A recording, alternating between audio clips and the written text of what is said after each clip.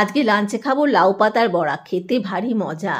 নারকোল, সর্ষে, পোস্ত, কাঁচা লঙ্কা, নুন মিষ্টি দিয়ে বেটে একটু তেলের সাথে নিয়েছি, তারপরে লাউ পাতার মধ্যে ভরে নিয়ে খামের মতো ফোল্ড করে আর চালের গুঁড়োয় ডুবিয়ে নিয়ে ভাজবো। তো চালের গুঁড়োটা আগে নুন হলুদ দিয়ে মিশ্রণটা তৈরি করে আধা ঘন্টা আগে তৈরি করে রেখে দিয়েছি।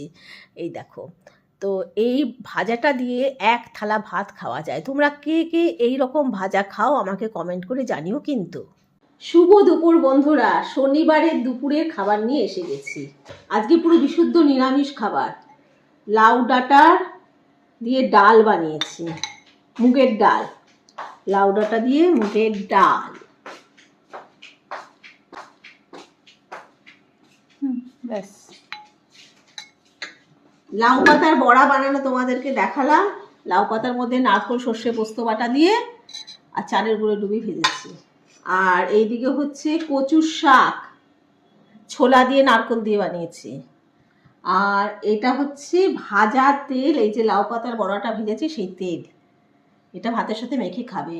আর আমি তো বড়া খাবো না খুব একটা, হয়তো টেস্ট করবো। আমার জন্য সজনে ডাঁটা, আলু, পোস্ত। তো এই হলো আজকের মেনু। আর রাঙা আলু সেদ্ধ আমরা নিয়ে নিয়েছি।